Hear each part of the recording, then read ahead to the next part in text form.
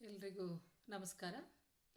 ನಾನು ಈ ದಿವಸ ಹೇಳಕ್ಕೆ ಹೊರಟಿರ್ತಕ್ಕಂಥ ಹಾಡು ಸೂರ್ಯನ ಕುರಿತಾದ ಒಂದು ಹಾಡು.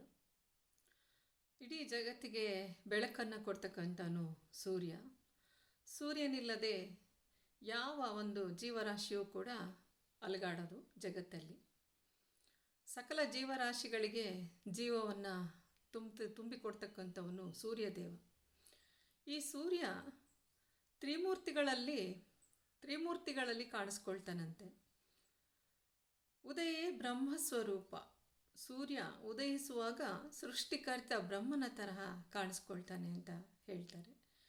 ಹಾಗೆ ಮಧ್ಯಾಹ್ನೇತು ಮಹೇಶ್ವರ.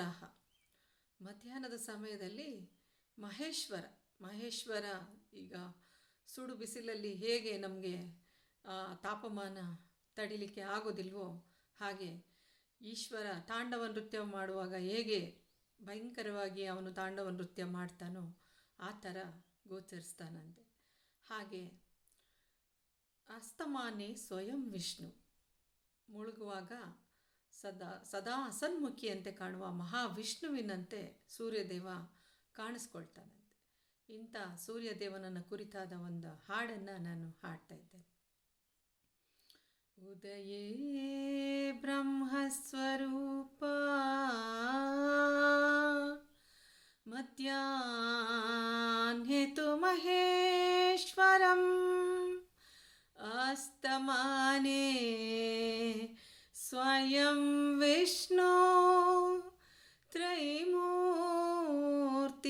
ದಿವಾಕರಂ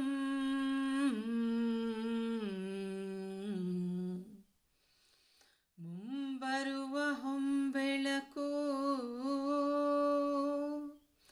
ಅಂಬರದಿ ಉದಿಸುತ್ತಿದೆ. ಕಂಗೊಳಿಪನಸುಗೆಂಪು ಕಮಲದೊಳು ಅರಳುತ್ತಿದೆ. ಭೃಂಗವದು ಝೇಂಕರಿಸಿ ಪುಸುದೆಯ ಹೀರುತ್ತಿದೆ.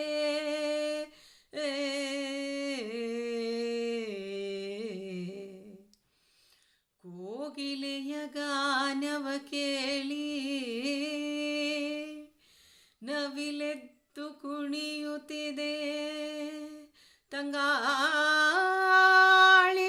ಸುಳಿಯುತ್ತಿದೆ. ಶೃಂಗಾರ ಸುಪ್ರಭಾತವಿದು ಪೂಜೆಗೆ ಆಹ್ವಾನಿಸಿದೆ.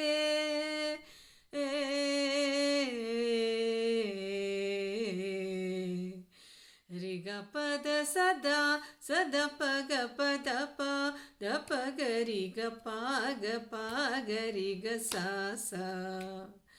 ರಿಗ ಪದ ಸದಾ ಸದ ಪಗ ಪದ ಪ ದ ಪಗ ರಿಗ ಪಾಗ ಪಾಗ ರಿಗ ಸಾಸ.